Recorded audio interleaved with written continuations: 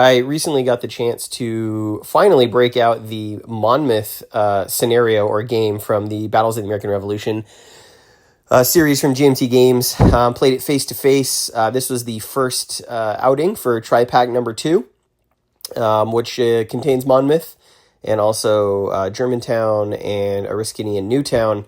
And its offering. Monmouth is widely considered sort of one of the more competitive, well, not competitive, but certainly one of the more favorite games in the series. And after playing it, I can finally see why. So I'm just going to take you through this series of photos of the game as we played it a couple weeks ago. I wanted to get this video out on the anniversary of Monmouth, the battle, but I got sick. So here's kind of a brief overview. So the game starts with Colonel Simcoe, who you may know as the villain of the television show turned Washington Spies. That portrayal of him is extremely fictionalized, but here he is in command of the Loyalist troops at the Battle of Monmouth. He's out sort of at this crossroads as the American militia approaches down this road from, I think, the west, as you see them skirting through some forest and swamps. Over to Simcoe's left, we've got the Queen's Rangers. This is the regiment of sort of light infantry raised from provincial manpower. So they're there kind of behind that fence line. And here we see the approaching British rear guard who have turned around from the British Army's march towards New York after they abandoned Philadelphia to meet the oncoming American attack. And it's kind of a exercise for the British player in traffic management. They've got a lot of units that come on quite swiftly to bring relief to Simcoe. And getting them in the right place is hard to do because their stacking limits are in effect at all times in this game. Lots of artillery as well for the British, and I did find it quite hard to get it into position to use effectively until very late in the battle. And as you can see at the top of this image, we've got some Hessians as well, and I didn't quite know what to do with them, so I made the decision to see if they could maybe cross that stream up near that pond up to the north, and that would end up being a very fateful decision for the game. Here we can see the American battle lines, the initial contact forming up against the British, and after driving Simcoe and the Queen's Rangers and some of the cavalry, the Hussars, off from the farm, the Americans moving in combat line to attack the sort of vanguard of the British advance under command of Grey and Monckton, as you see there, as Cornwallis is bringing in the rest of the army from the rear. You can see Lafayette commanding the American right with, who is that in the middle? Is that Oswald? I can't read what that says. Looks like Oswald. Anyways, American troops there, mostly militia. It was not a very strong line, as the American player would come to find. After this first engagement, by the way, with this line of troops against the British regulars there, we had some casualties. We did eliminate some American militia. Some of the Queen's Light Dragoons who were on foot were eliminated. Some captures there. The Queen's Dragoons mainly took it on the chin. And most notably, some hugely important casualties for both sides. General Clinton actually went down in some of the skirmishing and was captured by the Americans, obviously changing history there. But at the same time, von Steuben, who was in command of the American first assault, he actually was killed in the exchange. The Baron, having just spent the winter drilling the troops at Valley Forge, he's killed in the first exchange of gunfire of the Battle of Monmouth, of the game, of Washington's attack. And so we kind of laughed about that being what a crazy confluence of pivotal events for the game. For the record, Clinton was worth more victory points than von Steuben was, but I was pretty happy. I was the British player, pretty happy to take out Baron von Steuben as an annoyance to my efforts to teach the Americans a lesson. Here you can see the aftermath of that first engagement. The British regulars are of quite high quality, and they've got a lot of strength points in their regiments.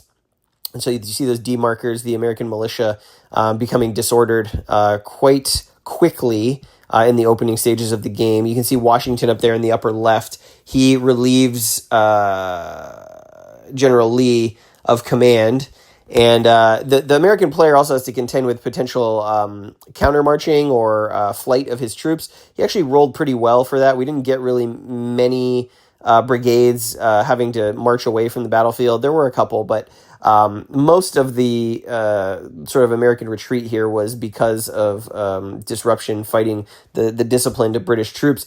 Some of those artillery units there are wide open and alone if the British were able to move in and attack. And the Americans would lose some artillery in this battle, but not as many as I was hoping.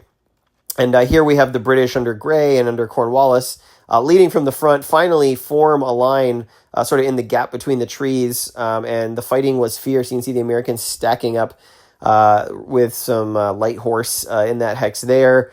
You can see Washington taking to the left flank over there to try and push the British back. And then the British keeping a reserve line under Monckton, some grenadiers sort of in the rear just to, plug some holes if the attacks don't go their way. But you can see that it extends down there to the left, south or southwest, I guess, of lower left of the picture. And then here is kind of, we're sort of at the mid-game here. We've got the Americans regrouping, and we've got a large effort there to push back the British left, which they successfully did. But you'll see that even though Washington saw some early success there, the British holding the center quite nicely, really driving the Americans off. And then those Hessians beginning to cross the creek near Foreman's Mill Pond with some British units coming up behind them and sort of plugging that gap, forcing the Americans to have to commit units over to that side of the battlefield or risk being encircled, and giving sort of the British right some relief in the wake of the American retreat. And then, of course, the British decided to push forward, sensing some wavering morale. We had Monckton order his units, his regiments, the 1st Foot Guards, some of the artillery, the Black Watch. They moved ahead to try and seize the hill, which is one of the victory point hexes. That's that big stack of American units there. After they fell back, they regrouped on that hill with some artillery, and we tried to make some assaults on it to see if we could force them off. While sort of picking away at the American right. You can see Grey, some of the grenadiers have moved up there to attack Lee, and some Native American units there surrounded.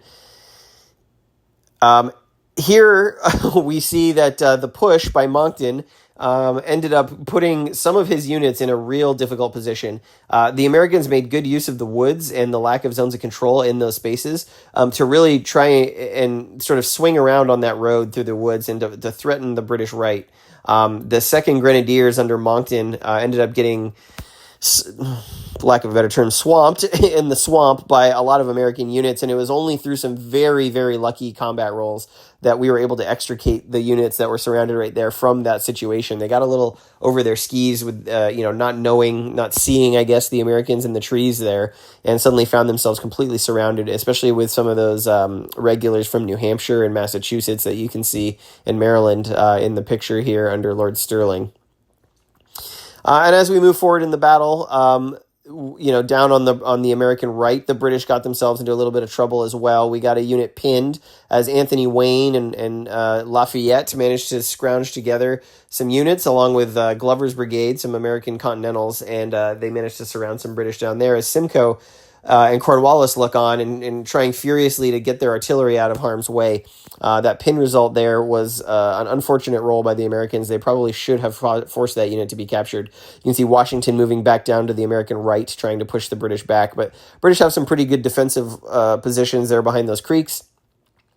And as we come sort of entering sort of the latter third of the game, the British line was repulsed a bit, but it did form up, and the Black Watch were able to get out of that surrounded hex and get back into line and face off there. Most of the action in the later part of the game ended up taking place in those woods up there, and you'll see in a second that the turn of fortune that occurred as the Americans tried to regroup and hold that hilltop. The British basically tried to take it once. It didn't go well. They started to move their artillery and see if they could force off with some cannonades, but they would never actually take that hilltop.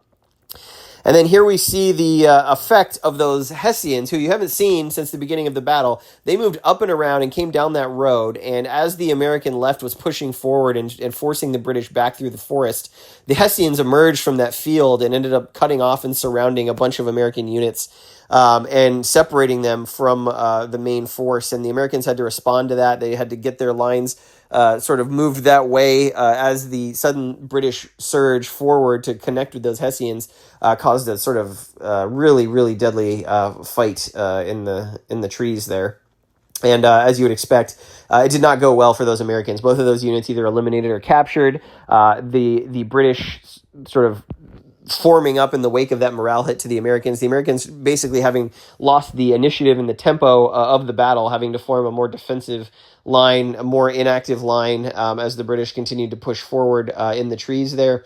And then that was essentially the end of the game. The Americans conceded, I think, with one turn left to go because they could not make up the victory point difference of the captured and killed units that they had suffered, the casualties. And here's a look at the final state of things at the end of the game. You can see, only one British unit actually eliminated, but many militia and provincial, well, I guess you'd call them, they weren't Continentals, but I guess they were state militias and what have you, along with von Steuben, they're just eliminated, and then way more captured, including a couple of Continentals captured by the British.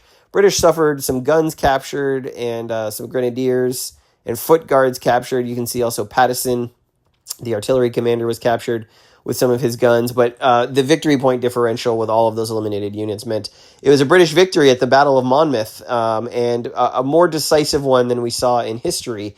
And I had a really good time playing this. The game was great. It was pretty competitive right up until the end, and it's such a playable system. You can finish even this one, Monmouth. There's a lot of units in it. We finished in about half a day's worth of playing, maybe a little more. And so this is one of the larger scenarios in the system, and it's really good for replayability, given sort of the approach to battle and where and how the Americans decide they're going to use their forces as the Continentals trickle in late in the day. So.